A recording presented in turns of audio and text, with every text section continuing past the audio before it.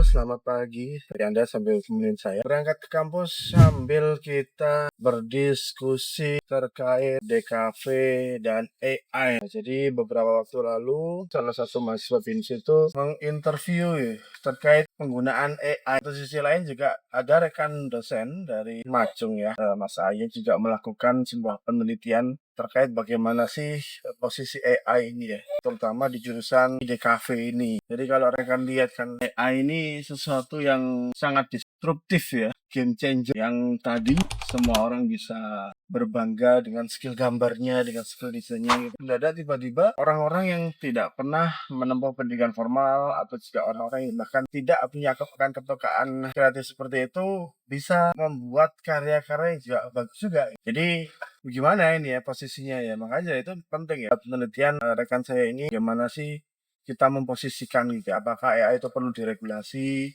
ataukah AI itu perlu dibatasi atau dosennya sebagai fasilitator saja gitu ya. Ini adalah hal yang perlu untuk dibahas sebetulnya. Jadi rekan-rekan, kalau saya sendiri itu ya melihat penggunaan AI itu bisa jadi sangat bermasalah dan bisa jadi sangat membantu. Jadi ada dua sisi gitu ya.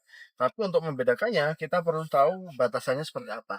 Kalau saya sendiri selalu menyampaikan kepada mahasiswa saya, itu ada 3 cara penggunaan AI ya. Cara pertama, itu Anda bisa posisikan AI itu sebagai eksekutor ya. Jadi Anda cuman kopas saja, Anda minta AI-nya melakukan semuanya, mulai dari script writing, ChatGPT-nya gitu ya, Midjourney, Banana, untuk bisa bikin visualnya. Jadi semuanya itu Anda suruh mereka semua. Yang mana ini yang nanti akan ada irisannya, irisan bermasalah dan ada sisi bolehnya nanti. Insya Allah mungkin kita bisa bahas ya.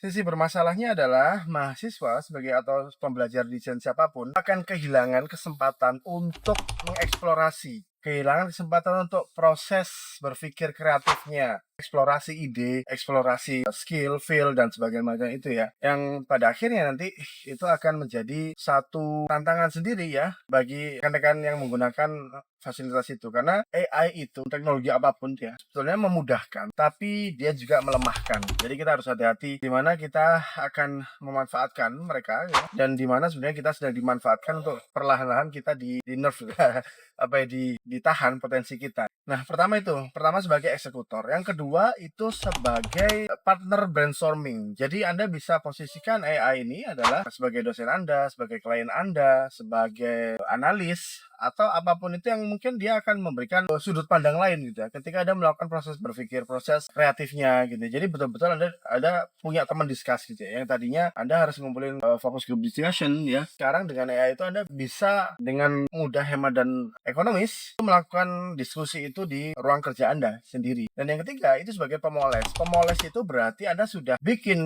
punya argumentasinya, Anda sudah melakukan semua sistematika proses mendesainnya, dan Anda sudah selesai, hasilnya jadi, dan Anda bisa posisikan AI itu sebagai kurator. Jadi kurator nanti akan memberikan masukan, satu kritikan, yang mana itu memberikan Anda kemudahan untuk memoles gitu ya. Atau mungkin dalam satu konteks tertentu sangat teknikal banget, tapi sifatnya poles itu bisa memungkinkan. Jadi berangkat dari 3 cara penggunaan AI ini, kita harus pilih masing-masing itu seperti apa gitu ya. Karena ada pertanyaan yang menarik kemarin ya, apakah AI itu akan membantu atau malah akan membuat PR dosen? Dosennya itu sebaiknya sebagai regulator ataukah sebagai fasilitator? Kalau saya lebih cenderung menjadikan kita itu sebagai fasilitator, karena regulator itu ya mungkin ini ya personal ya, tapi kesannya itu seperti kita sudah bikin aturan gitu ya, boleh dan tidak boleh segala macam. Sementara saya melihat bahwa AI ini masih terus berkembang. Jangan sampai ada sesuatu yang kita larang, penggunaan tertentu kita larang, tapi karena kita menilai itu sebagai studi kasus yang salah. Contohnya gini,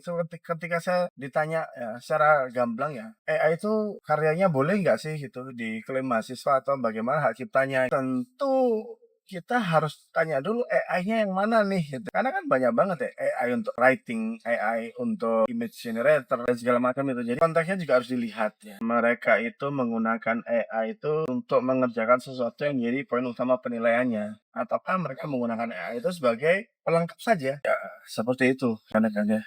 Jadi kalau saya lihat AI ini boleh dipakai Kalau tadi saya sudah sampaikan ya, pihak eksekutor pun ada sisi bolehnya. Sisi bolehnya itu seperti apa? Sisi bolehnya itu begini kan, misalkan saya nih ngajar kelas metodologi desain. Sementara metodologi desain itu outputnya itu sebetulnya bukan karya desain ya, tapi karya ilmiah. Nah, pada konteks desain ya. Nah, kalau tugas di situ saya sedang meminta mahasiswa untuk bikin satu konsep tentang poster ya, poster campaign tertentu misalkan ya, mereka bisa menggunakan AI untuk visualnya karena di kelas itu yang dinilai bukan visualnya, tapi proses merancangnya itu, proses bagaimana mereka mengemas pesan itu menjadi sesuatu yang argumentatif ya, yang objektif, yang solutif. Itu di sana. Sementara kalau mata kuliah itu adalah mata kuliah menggambar dan mahasiswa menggunakan AI untuk bikin gambar, nah tentu itu bermasalah. Jadi itu sama halnya seperti kalau Anda tugas akhir keroyokan yang mana masih belum banyak yang melakukan ya tugas akhir tapi keroyokan berkelompok gitu maksudnya. Contoh case-nya adalah tugas akhir animasi cerita rakyat misalnya. Lagi Pak, kan kalau cerita rakyat itu ya, kita tahu dalam animasi cerita rakyat itu ada penilaian tentang desain karakter, ada juga tentang modeling ya. Belum tadi script writing-nya, bagaimana ngemasnya, bagaimana ceritanya. Bapak, seperti itu. Nah, sampai mana tadi? Ya tugas akhir keroyokan itu bisa berkelompok. Jadi misalkan tiga orang itu animasi, yang satu fokus untuk ngemas edukasi ya, storyboarding. Jadi outputnya itu dia yang diujikan tuh storyboardnya, bagaimana dia mengemas satu narasi skrip ke dalam scene adegan, sudut angle pengambilan gambar itu ke dalam storyboardnya nanti dalam aplikasinya. Mahasiswa yang lainnya dia bisa fokus kepada desain karakternya. Jadi yang diujikan desain karakter doang, ceritanya hancur pun nggak apa-apa karena dia cuman dalam ranah desain karakter gitu ya. Begitu juga dengan modelingnya ya masuk desain karakter juga ya. Begitu juga dengan mungkin universe-nya, konsep artnya gitu. Ada lagi sendiri gitu. Jadi dari situ saja kita bisa tahu bahwa ada part-part yang memang menjadi tanggung jawab dia dan itu memang harus diujikan di sana. Tapi juga ada part-part yang memang butuh kerjasama karena di real industry juga seperti itu. Tidak semuanya kita bikin sendiri ya, tapi ada part-part yang memang kita harus diskusikan dengan rekan-rekan kita. Nah itu kan kita sambil jalan masuk ya. Wah. Nah terus gimana? Jadi eksekusi itu boleh dilakukan kalau bukan itu yang menjadi poin utama penilaiannya. Jadi mahasiswa mata kuliahnya menggambar ya jangan pakai gambar untuk AI-nya gitu. Tapi mahasiswa konteksnya adalah tugas untuk menggambar, mata kuliahnya menggambar, mata kuliahnya mungkin campaign, dia bisa menggunakan itu. Begitu. Ya mungkin kita harus bersambung. أكرمنا وبالتفكير أمتعنا فسبحان الذي أهدانا